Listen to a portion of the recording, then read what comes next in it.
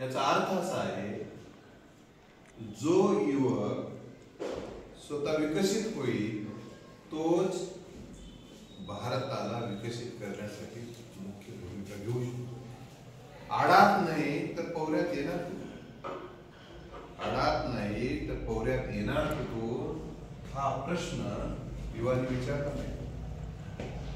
म्हणून युवकांनी मग विकासाचे काही पैलू असतात. आर्थिक विकास आहे, सामाजिक विकास आहे, शैक्षणिक विकास आहे, राजकीय विकास आहे, सांस्कृतिक विकास आहे, नैतिक विकास आहे, असे विकासाचे वेगवेगळे पैलू असतात. हे युवकांनी, आता उदाहरणार्थ आर्थिक दृष्ट्या सक्षम युवक आहे, आर्थिक दृष्ट्या सक्षम युवक आहे, आर्थिक दृष्ट्या सक्षमसाठी त्याच्याकडे उद्योग आहे, व्यवसाय आहे, व्यापार आहे आणि तो आर्थिक दृष्ट्या सक्षम आहे. म्हणजे तो सक्षम झाला म्हणजे भारतातला एक घटक सक्षम झाला, म्हणजे भारताच्या सक्षमतेसाठी त्यानं व्यक्तिशः विकसित होऊन एक पाऊल तर टाकलेलंच आहे. परंतु त्याच्या उद्योग, व्यापार, व्यवसायामध्ये त्यांनी अनेक युवकांना रोजगार देऊन या देशातील रोजगाराची संधी उपलब्ध करून दिली, बेरोजगाराची समस्या सोडवली. म्हणजे समस्या मुक्त भारत म्हणजे विकसित भारत. म्हणजे समस्येची सोडवणूक करण्यासाठी युवकांनी तो प्रयत्न केलेला आहे. त्यांनी आर्थिक समस्या सोडवलेली आहे, पैशाचे प्रश्न पैशाने सोडवले जातात, म्हणून तो पैसा स्वतः जनरेट करतो.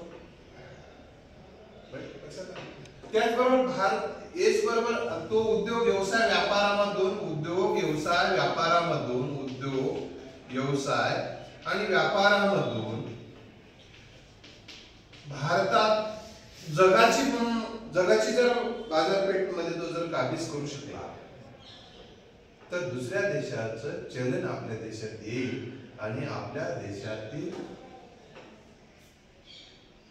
रुपयाचं जे अवमूल्यन झालेलं आहे ते अवमूल्यन दूर करण्यासाठी मध्ये त्याचा महत्वपूर्ण सहभाग आहे. म्हणजे आपल्या देशातील पैशाचं, आपल्या देशातील रुपयाचं अवमूल्यन जे झालेलं आहे ते कमी करणं, दुसऱ्या विकसित राष्ट्राच्या बरोबरीला आणणं, हे विकसित युवाच करू शकतो. आणि आपल्या जे पैशाचं मूल्य जेव्हा वाढेल तेव्हा आपला देश विकसित व्हायला मदत होऊ शकेल. मी हाच मुद्दा सांगत असताना देशातले दारिद्र्य दूर व्हायला मदत होणार आहे, देशातली बेरोजगारी दूर व्हायला मदत होणार आहे आणि देशातलं दारिद्र्य आणि बेरोजगारीमुळे जे निर्माण होणाऱ्या जे वेगवेगळ्या समस्या आहेत त्या समस्येपासून देखील आपला भारत काय होणार आहे, मुक्त होणार आहे. समस्या मुक्त भारत म्हणजे विकसित भारत. हे तत्व विकसित युवकच करू शकेल, हे या निमित्तानं मी तुम्हाला सांगू इच्छितो. त्याचबरोबर दुसऱ्या देशातल्या चलनाबद्दल मी सांगितलं, दुसऱ्या देशातलं चलन. आता युवाने काय केलं पाहिजे विकसित भारत करण्यासाठी, तर जग हे बाजारपेठ लक्षात घेतली, जगाला मार्केट समजलं पाहिजे आणि आपली वस्तू, आपली सेवा जगाच्या मार्केटमध्ये कशा पद्धतीनं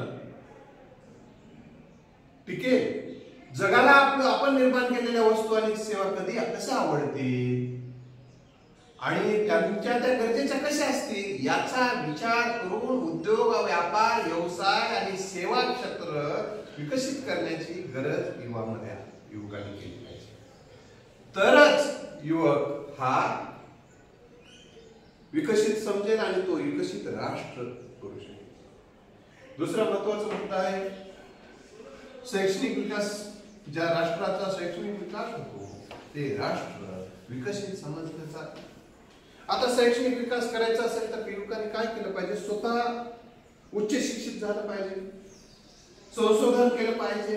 संशोधनाच्या माध्यमातून भारतातल्या वेगवेगळ्या समस्या म्हणजे त्या जगाच्या वेगवेगळ्या समस्येवर कुठल्या तरी समस्येला केंद्रबिंदू ठेवून ती समस्या सोडवण्यासाठी काय करता येईल या संदर्भाचे संशोधन असेल किंवा वेगवेगळ्या विषयातलं शिक्षण असेल, हे शिक्षण घेऊन त्या शिक्षणाचा उपयोग आपला राष्ट्र कसं विकसित करता येईल हा दृष्टिकोन ठेवून युवकांनी शिक्षण घेण्याची गरज आहे.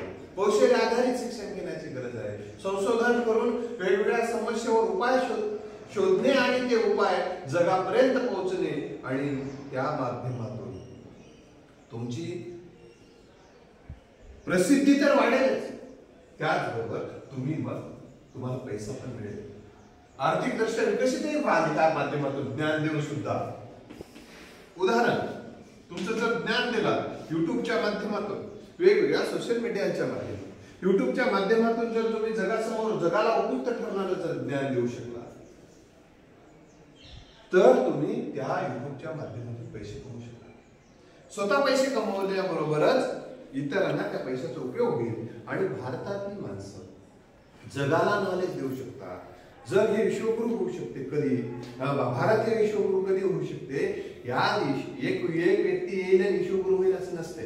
एकाच व्यक्तीला सगळ्या क्षेत्रातलं नॉलेज नसते. विश्वगुरु म्हणजे एका क्षेत्रातील एका व्यक्तीने एका विषयाचं मार्गदर्शन करणे म्हणजे भारत विश्वगुरु बनणे नव्हे, तर वेगवेगळे असंख्य जे क्षेत्र आहेत त्या क्षेत्राला मार्गदर्शन करणारे युवक तयार झाले तर भारत हा विश्वगुरु होऊ शकतो. आपला विश्वगुरु म्हणजे एखादा महाराज येणार आहे आणि माळा घालून बसणार आहे आणि सगळ्यांना आशीर्वाद देणार आहे आणि जग पाया पडायला येणार आहे म्हणजे विश्वगुरु व्हायला आहे असं नाही. विश्वगुरु म्हणजे गुरु कधी असतो, त्याला गुरु कधी मानलं जातं, त्याच्या नॉलेजचा उपयोग जेव्हा व्हायला लागतो. एखाद्या घराला उपयोग होत जातो त्या घराचा तो गुरु असतो. जर जगाला जर त्याच्या नॉलेजचा उपयोग होत असेल तर तो जगाचा गुरु होऊ शकतो. मग भारतातील युवक जर शिक्षणाच्या माध्यमातून, ज्ञान संशोधनाच्या माध्यमातून, शिक्षणाच्या माध्यमातून ज्ञानाची निर्मिती करण्याची गरज आहे आणि त्या ज्ञानाचा उपयोग समाजाचे प्रश्न सोडवण्यासाठी गरजेचं आहे. फक्त माहिती वाचणे, माहिती पेपरमध्ये लिहिणे यामुळे विकसित भारत होणार नाही. फक्त यामुळे आपल्याला फक्त मार्कशीट मिळेल, यामुळे यापेक्षा काही समाजामध्ये चेंजेस होऊ शकणार नाही. आपण आपल्या शिक्षणाच्या माध्यमातून जे काही ज्ञान मिळवू त्या ज्ञानातून अज्ञान दूर करू, अज्ञानामुळे निर्माण होणाऱ्या वेगवेगळ्या समस्या जेव्हा दूर करू तेव्हाच आपलं शिक्षण हे खऱ्या शिक्षणाला अर्थ आहे. म्हणून शैक्षणिक दृष्ट्या विकसित करण्यासाठी, समाजातला निरक्षरता दूर करण्यासाठी युवकांनी प्रयत्नशील राहण्याची गरज आहे. त्यासाठी सामाजिक योगदान देण्याची, सामाजिक विकास, समाजाचा विकास करण्यासाठी समाजातील सगळ्यांसोबत आपण बंधुत्वाच्या नात्यानं, प्रेमाच्या नात्यानं आपण कनेक्ट झालेला युवकच समाजाचं, कारण समाजावर जर प्रेम असेल तरच समाजाच्या प्रश्न सोडवण्यासाठी किंवा समाजाच्या विकासासाठी तो तरुण तयार होईल. म्हणून मला काय करायचं आहे, मला काय देणं घेणं आहे, या मानसिकतेचा संकुचित तरुण जर तयार होत असेल तर हा तरुण विकसित तरुण असणार आहे. त्यामुळे सगळ्यांचा विचार करणारा युवक, सगळ्या समाजाचा, सकल समाजाचा विचार करणारा युवक घडविणे हे जसं शिक्षण क्षेत्राचं उद्दिष्ट असायला पाहिजे तसं शिक्षण घेतलेल्या युवकाचे उद्दिष्ट असायला पाहिजे की माझ्या नॉलेजचा उपयोग मी माझ्या समाजातले, म्हणजे माझा समाज या अर्थाने भारतीय समाज या अर्थाने माझ्या समाजाचे प्रश्न सोडवण्यासाठी मी प्रयत्नशील आहे. असा प्रयत्न करणारा युवक खऱ्या अर्थानं सामाजिक दृष्ट्या तो विकसित समजला जाईल. समाजाला स्वातंत्र्य, समता, बंधुत्व, न्याय या मूल्यांनी बांधणारा तरुण विकसित तरुण समजला जाणार आहे. म्हणून विकसित तरुण समजण्यासाठी त्याला मानवी मूल्यांची जोड असणं गरजेचं आहे. स्वातंत्र्य, समता, बंधुत्व, न्याय हे जे सहयोग, परोपकार हे मानवी मूल्य आहे. जोपर्यंत मानवी मूल्ये अधिष्ठित युवक तयार होणार नाही तोपर्यंत मानवी मूल्याधिष्ठित समाज तयार होणार नाही. रानटी समाज कधीच, विषमतावादी समाज, रानटी समाज हा कधीच विकसित असू शकत नाही.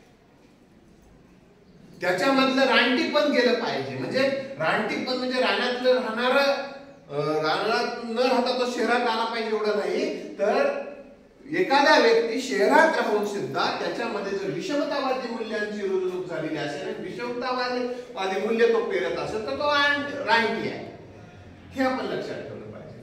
तर आणि समाजामध्ये द्वेष निर्माण करणारा, समाजामध्ये भांडणं लावणारा युवक असेल तर समाज हे भांडणामध्येच परेशान राहील. आणि जो समाज वादामध्ये, भांडणामध्ये, वेगवेगळ्या आरोप प्रत्यारोपामध्ये जो गुंग असतो, तो समाज एकमेकाचे पाय ओढून तिथंच थांबतो. तो समाज इतरांना विकसित करू शकत नाही. म्हणून आता ते हा तथागत गौतम बुद्धांचा संदेश आहे. तुम्ही प्रकाशित व्हा आणि समाजाला प्रकाशित करा. कारण उजेडच अंधार दूर करू शकतो. उजेडच अंधार दूर करू शकतो. तशाच पद्धतीनं स्वतः विकसित झालेला युवकच इतरांना विकसित करू शकतो. त्यामुळे स्वतः समाजाविषयी मानवी मूल्य असणारा, मानवी मूल्यांची जाणीव असणारा, ज्ञानी असणारा युवकच समाजाला ज्ञानी बनवू शकतो, विकसित बनवू शकतो.